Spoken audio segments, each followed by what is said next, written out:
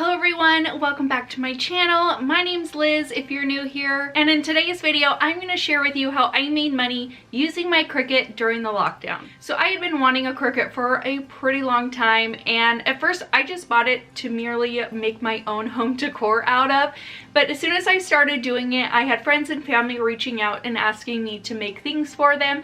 So that is how I got started in making signs and a whole bunch of other things that I made for customers. In this video I'm going to show you how I go about creating my decals and my designs through a couple different programs, including Cricut Design Space, and then I'm also going to show you how I make my signs. I'll also have linked down in the description box below where I get a lot of my products to make these signs. Since I've decided to make YouTube kind of my full-time thing, I've held off on a lot of the sign making, but I do have a Facebook shop where I sell my vinyl decals. So if you're not looking to make signs or make home decor, selling decals is also an awesome way to make money while using your Cricut. And as well, the main source of my sales came through Facebook Marketplace. I would list things on Facebook yard sale pages that allowed it and on my own Facebook page, but I found the best way that I got sales was through Facebook Marketplace. I would just go through and add all of my pictures and my details. One thing you do want to make sure is that you click the little box that says that you can ship. I found a huge difference between the two, whether clicking no shipping or clicking shipping. My sales skyrocketed when I had that shipping option available. And 90% of my sales came from people who weren't local. They weren't picking up, they needed me to ship it to them. So without further ado, let's go ahead and jump on into the video. So there are a couple different ways that you can go about creating your designs for your projects. One way I like to do it is through Picmonkey, and then I will show you later on how to do it just from your Cricut Design Space. Picmonkey is also where I create all of my thumbnails. So this really comes in handy for a lot of things. So I'm just gonna come over here to create new, and then I'm just gonna go blank canvas. I'm gonna click make it over on this right hand side. So this is what your screen is gonna look like. You're just gonna see this blank white section right here. Now when you're downloading, you wanna make sure that your background is transparent. It's going to save you a lot of trouble when you're adding this design over to Cricut Design Space. But for now, I'm going to click untransparent and white just so that I can get a better view of my design while I'm designing it. So I'm going to come over to this left-hand side and I'm going to click this text button. I'm going to click add text. And now you can write whatever it is that you're wanting to write right here.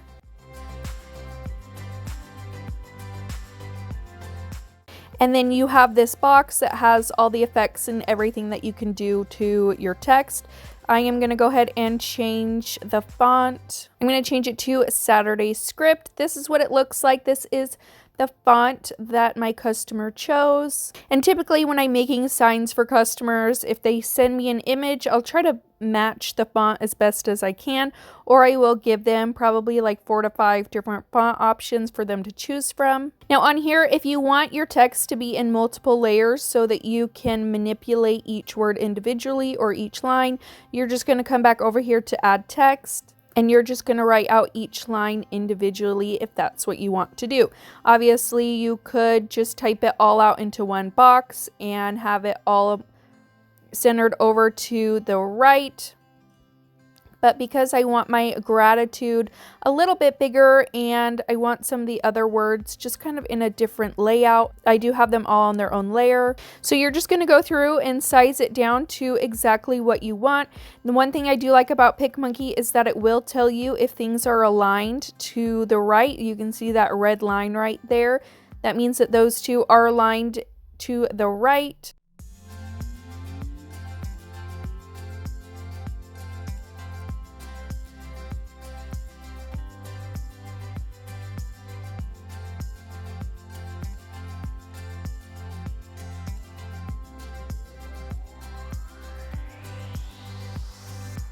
Another way you can make one of your words bigger is just by coming over here to this little dial and moving it up.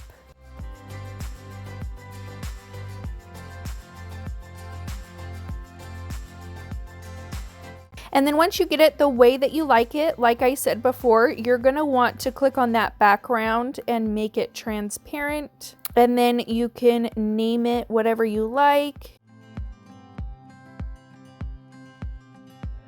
And hit download, and you want to save it as a PNG image. And that's how you'll create something into Picmonkey. Let me show you how you can upload this into your design space. Okay, so now when you are on your Cricut Design Space, you're gonna come over here to this upload button. You're gonna click upload image. And now you're going to browse for the design that you just created. So you're just gonna click on your file and click open.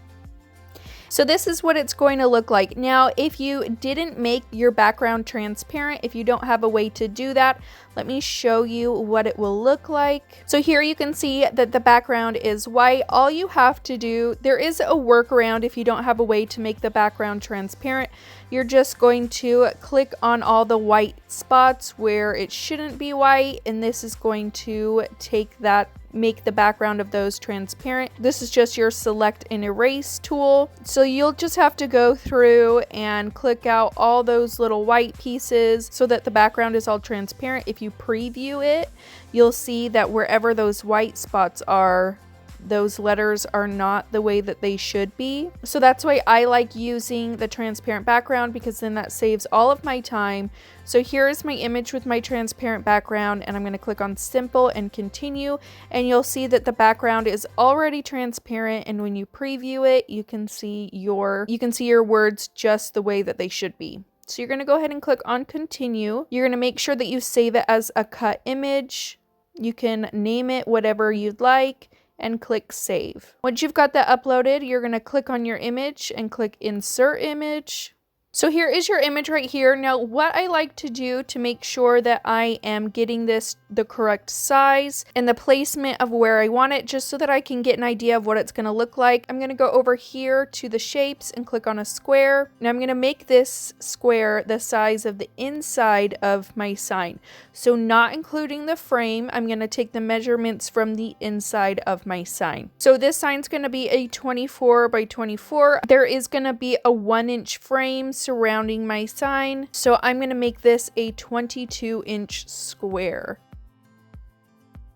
So I'm just going to send this to the front so that it will be on top of that square. Now I'm just going to play with the size of the design. I'm just going to click on these little arrows right here and drag it so it's a little bit bigger. And normally when I'm designing things for customers, especially if it's a design that I haven't done before and it was a custom request, I will send them pictures of different layouts so that they have an option of what they like. It's up to you about how many options that you want to give them. This is just my personal preference of what I like to do. So once I've gotten this to the size that I like, I can go ahead and click on that square and delete it.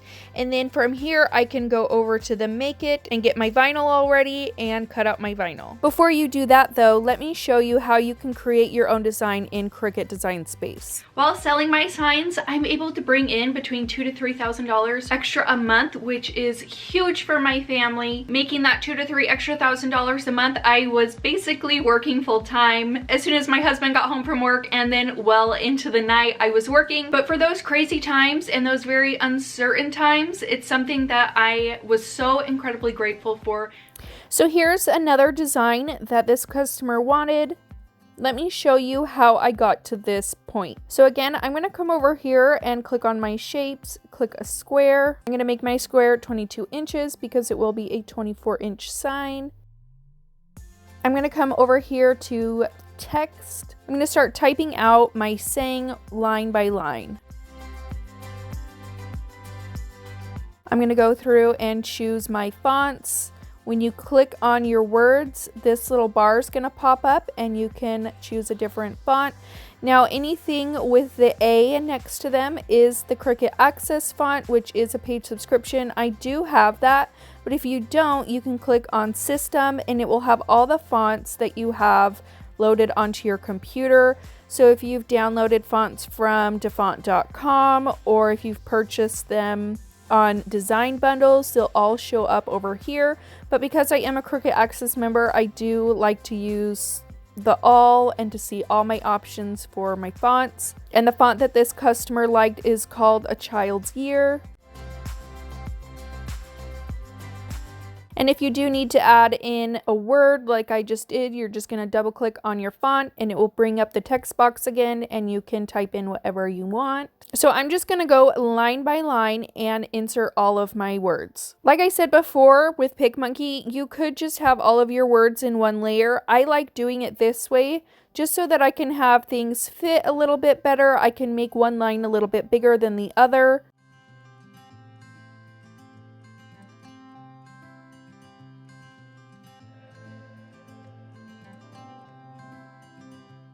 Now once you have all of your words in here, you can go ahead and line them so they're all centered in the middle. You're just going to drag over all of your words and the square. You'll click this align button at the top and click center horizontally, and that's going to move all your words so that they're all nice and centered. Now you can go through and mess with the sizing of everything just to fine tune everything a little bit, kind of space them out a little bit better. I'll always make sure that it's aligned again once I'm all done with that. Now, because mine is bigger than what my mat can cut out, I'm going to try to make this just in half. So I'm just going to click and drag over these 5 lines. I'll click attach. And I know that it works because you don't have that little error message over here to the right. And then I was able to attach the bottom half. So when I go through and cut this, it's going to be in 2 parts. So when I go through and cut this, it is going to be in 2 parts. Like I said, because my biggest mat is a 12 by 24 inch. So it can't cut all of this in one piece at a 21 by 21 inch. That just won't work. So I have to do it this way, and when I come over here and click on make it, the mat was automatically applied to a 12 by 24 because of the size of the design. So you can see the design on the mat right here. And then this is going to have the second half. So you're going to have 2 mats, and then your second part of your design will be on your second mat. Once you've done that, you're going to come over to continue. You're going to make sure that your settings are all correct. And then all you have to do is go to your Cricut machine and load your mat and cut your image. So I just start out by measuring out how much vinyl I'm going to need. I'm going to put that on my mat. Now, one thing I will say is do not use permanent vinyl when you're using it as a stencil. I made that mistake of not checking the back of it and seeing what it was, so I ended up having to redo almost half of this project because permanent vinyl is just way too sticky. So you want to make sure that you're either using non-permanent vinyl or you're using vinyl stencil. I didn't have any of that on hand, so I did go back through with some removable vinyl, and that is what I would suggest using during this project. Now I'm going to go through and reverse weed. That just means that you're going to take out all of your letters. What you would normally leave, you are going to take out. So I'm going to go through and remove all of my letters and all the little details that I want to show up on my stencil.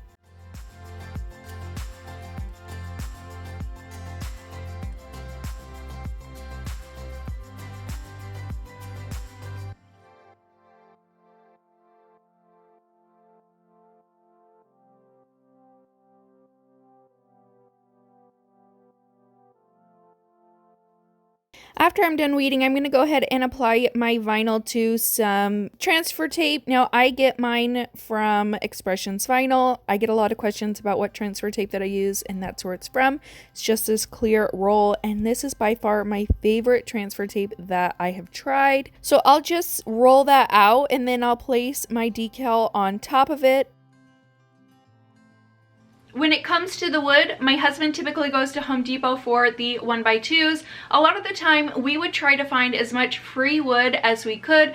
I know that you can go to the hardware stores and sometimes they have free wood there that you can look through. Try to find some that you can salvage and make into a sign or something else to keep your costs low. Now, to get the sign ready, my husband is the one who makes those for me. For the frame, he takes some 1x2, he cuts them into 4 separate pieces.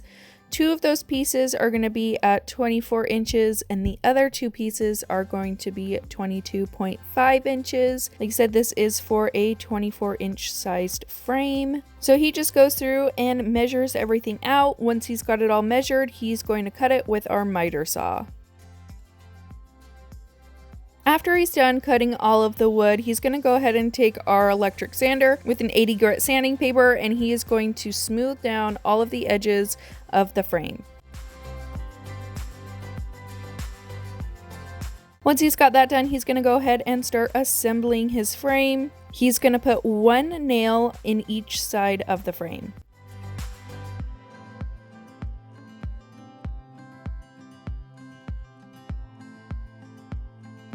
So that is what it's going to look like when it is all nailed together. After he's got those frames made, he's going to measure out the wood for the background. Now he just picked up all this wood, I believe, from Home Depot. Now to measure out the insert for the sign, he's just going to place that sign on top, using a pen to mark the inside of the wood for where he needs to cut. And then he uses our table saw to cut it.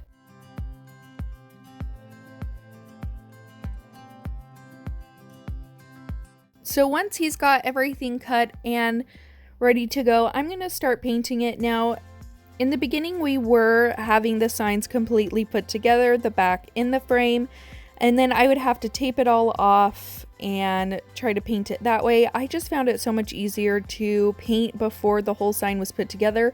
This saved me so much time on adding painter's tape every time that I was going to paint the actual sign and then paint the frame. It took so much time adding painter's tape to that. So this is my little trick. This is the way that I like doing it. I like painting it before he's finished putting it all together. You do have to do some little touch-ups here and there after everything's been put together, but this saved me so much time. So I just go through and paint the entire backing with my Waverly chalk paint and plaster. And then to speed up the process, I'll use my heat gun from Amazon. Once the majority of the sign is dry, I'm going to take some sandpaper and go through and just distress it a little bit. Sand down the parts where the paint was just a little bit too thick, and then just to give it some good distressing, I'm also going to take a baby wipe to it and do a little bit of wet distressing, and that just means I'm going to use some pressure and rub some of that paint off in certain spots. I love the way that this distresses my signs. It just gives a very natural kind of distressing to it, so I really like using this technique on my signs.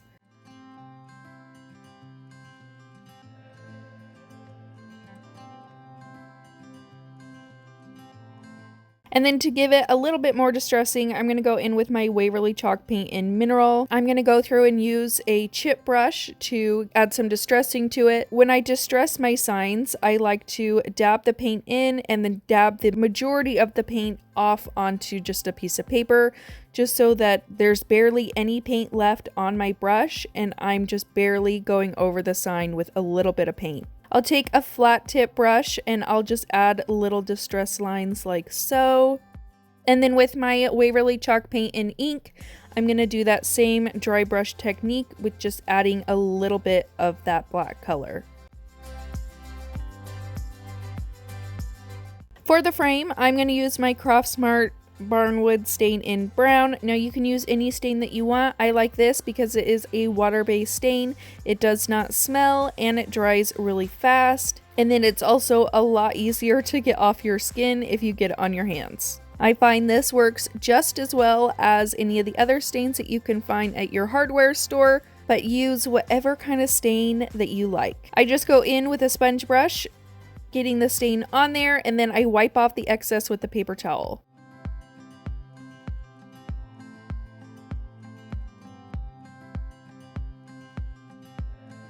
Once I finish painting everything, now my husband's going to go through and finish putting that sign together. He's going to add a nail on each corner of the sign and then 2 to 4 nails on each side.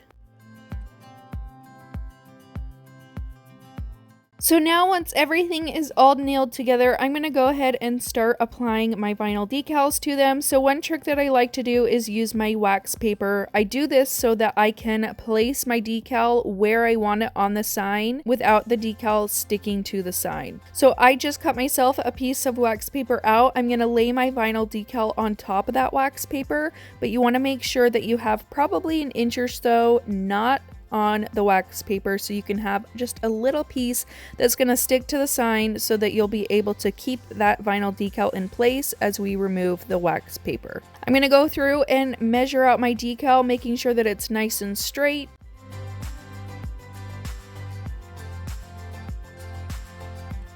I'll smooth that part of the decal that is not attached to the wax paper down onto my sign, and then I'll begin removing that wax paper from the vinyl decal.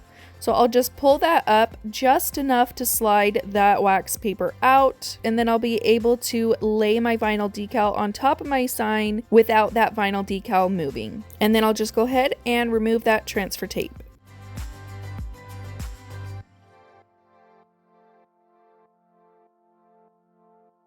Then I'll just repeat those steps with the other half of my decal. With this one, the H was cut in half, so all I had to do was line that H up. And again, the wax paper comes really in handy when doing this because then your entire decal isn't sticking to your sign and you're able to move it around where you need it. Once I've got it all lined up, I'm going to press the H down so that that part sticks to my sign. I will remove that wax paper and then I will lay my vinyl decal onto my sign and remove that transfer tape.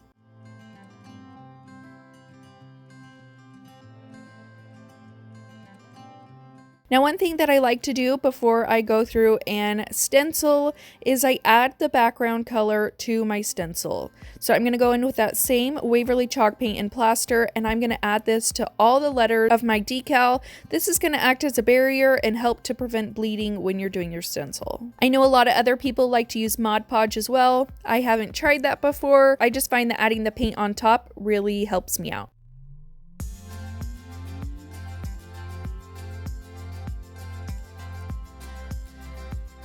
Once that paint is dry, I'm going to go in with my Waverly chalk paint and ink. I'm going to use a stippling brush. I'm going to go over those letters. I'm going to do light coats. I don't want to glob on a bunch of paint all at once. I want to try to avoid bleeding as much as possible. So just light coats with up and down dabbing motions is going to be your friend when doing this. You don't want to do swiping, painting motions just because that's going to give a little bit more chance to add some bleeding underneath the vinyl. So adding multiple light layers in up and down dabbing motions is what I found to be the best technique to do this. And because these signs are going to be pretty heavily distressed, I wasn't worried about getting these stencils absolutely perfect. Multiple of the letters had little spots in there where paint wasn't completely covering it, and I like doing that so that it saves me some sanding time.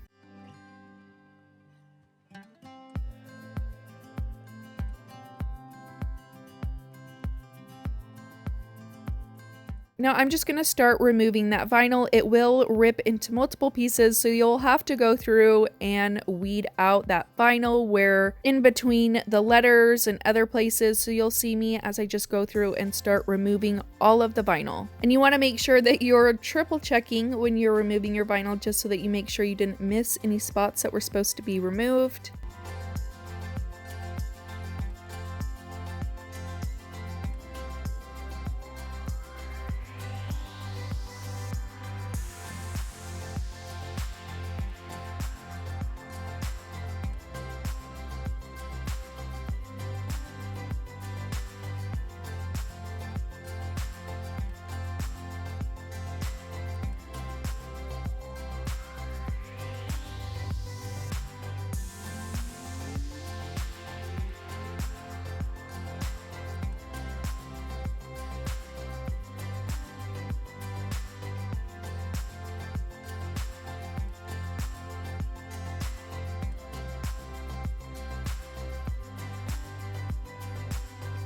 Once all my vinyl's off, this is what it's going to look like. Now, you could definitely leave it like this, but I wanted to give it one final touch of distressing. So I'm going to take it out to my garage and use my power sander to go over the entire sign. I'm going to make sure that I am being very light and gentle on those words so that I'm not sanding them completely off of my sign, but I did want the words to look pretty faded and have a heavy distressing to them. And then I'll go around on the sign, adding little sanding marks to them, and I'll also do the same thing over the entire frame. Now to finish off our sign, I'm just going to stain the back with that same barnwood brown stain, and this will be your last step in making your sign. You can add whatever hardware that you want to the back of whatever the customer requests, or you don't have to add any hardware if it's just going to be a sign that's sitting on a mantle.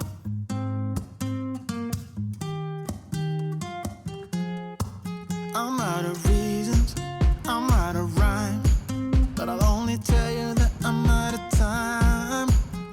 sick of love songs, I'm tired of this, and I wanna tell you straight just like it is.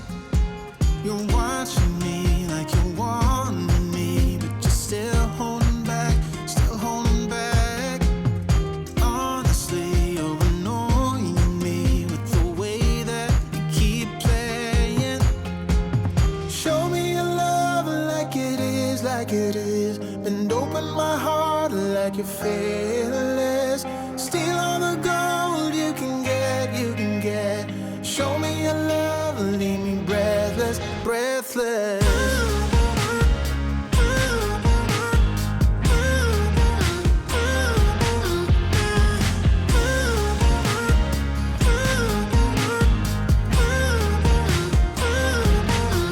I'm out of patience, I'm out of feels, but I guess I'm waiting around for something real.